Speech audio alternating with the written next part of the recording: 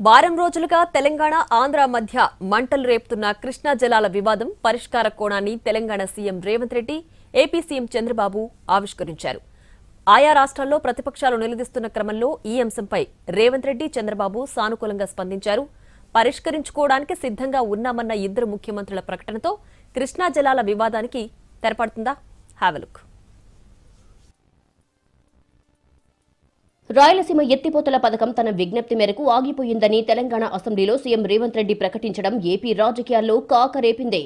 రేవంత్తో అనుబంధం వల్లే ఏపీ ప్రయోజనాలను, ముఖ్యంగా రాయలసీమ ప్రజల హక్కులను తెలంగాణకు చంద్రబాబు తాకట్టు పెట్టారని వైసీపీ అధినేత జగన్ దుమ్మెత్తిపోశారు. ఈ అంశంలో చంద్రబాబును జగన్ ఇరకాటంలో పెట్టడంలో సక్సెస్ అయ్యారు. టీడీపీ కూడా రేవంత్ రెడ్డి వ్యాఖ్యలను ఖండించడమే కాకుండా జగన్ నిర్వాక మూలంగానే కృష్ణా జలాల విషయంలో ఆంధ్ర హక్కులు కోల్పోయిందని కౌంటర్ ఇచ్చింది. ఇంకా ఈ అంశంలో దుమారం రేగుతూనే ఉంది. ఇలాంటి కీలక సమయంలో తెలంగాణ, ఏపీ సీఎంలు కీలక వ్యాఖ్యలు చేశారు. పరిష్కరించుకోవడానికి సిద్ధంగా ఉన్నామంటూ పిలుపునిచ్చారు. రేవంత్ రెడ్డి, ఏపీ సీఎం చంద్రబాబుకు ఈ అంశంలో కీలక విజ్ఞప్తి చేశారు. కృష్ణానదిపై ప్రాజెక్టులకు అడ్డంకులు సృష్టించరాదని కోరారు. తనకు వివాదం వద్దని, నీళ్లు అవసరమని చెప్పారు. పరిష్కారమే తన ముందున్న కర్తవ్యమంటూ రేవంత్ చెప్పారు. తెలంగాణ రాష్ట్రానికి పంచాయతీ కావాలా, నీళ్లు కావాలా అని అడిగితే నేను నీళ్లే కావాలని కోరుకుంటాను అన్న రేవంత్, వివాదం కావాలా, పరిష్కారం కావాలా అని అడిగితే పరిష్కారం కావాలని కోరుకుంటానన్నారు. నీళ్ల వివాదం ముసుగులో రాజకీయ లబ్ధి పొందాలి అన్న ఆలోచన కాంగ్రెస్ పార్టీకి లేదని, రాజకీయాలకు అతీతంగా పరిష్కారం కోసం అందరూ సహకరించాలని పార్టీలను విజ్ఞప్తి చేస్తున్నామన్నారు రేవంత్ రెడ్డి. రెండు రాష్ట్రాల సమస్యలను సామరస్యంగా పరిష్కరించుకుందామంటూ చంద్రబాబుకు పిలుపునిచ్చారు. రాష్ట్రాలు ఇచ్చిపుచ్చుకునే ధోరణిలో ముందుకు వెళ్ళాలి. పక్క రాష్ట్రంతో తప్పకుండా చర్చలు కొనసాగుతాయి. పక్కనుండే రాష్ట్రాలతో వివాదాలు మేము కోరుకోవడం లేదు. పక్కనున్న రాష్ట్రాలతో ఉన్న సమస్యల్ని చర్చల ద్వారా శాశ్వతంగా పరిష్కరించాలని కోరుకుంటున్నాము. పక్క రాష్ట్రాలను కూడా ఒక అడుగు ముందుకు వేయండి. మీరు సానుకూలంగా ఒక అడుగు ముందుకు వేస్తే 10 అడుగులు ముందుకు వేసే తత్వం తెలంగాణ ప్రజలలో, తెలంగాణ రక్తంలో ఉన్నది.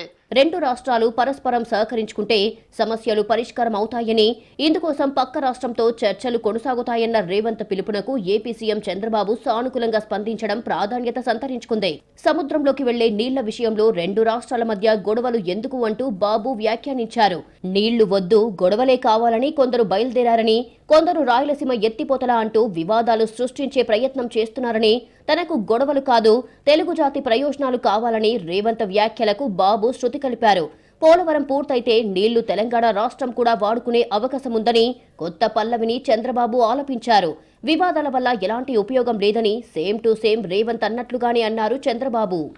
నేను ఒకటే చెప్తున్నాను, నాకు కావాల్సింది గొడవలు కాదు, నా జాతి ప్రయోజనాలు, తెలుగు జాతి ప్రయోజనాలు, నన్ను ఎన్నుకున్న ఆంధ్రప్రదేశ్ రాష్ట్ర ప్రయోజనాలు ఎట్టి పరిస్థితిలో ముందుకు తీసుకుపోతారని మరొక్కసారి హామీ ఇస్తున్నా. మొత్తానికి ఇద్దరు సీఎంలు నదీ జలాల వివాద పరిష్కారంలో ఒకే మాట మీద ఉన్నారని వారి మాటలను బట్టి అర్థమవుతోంది.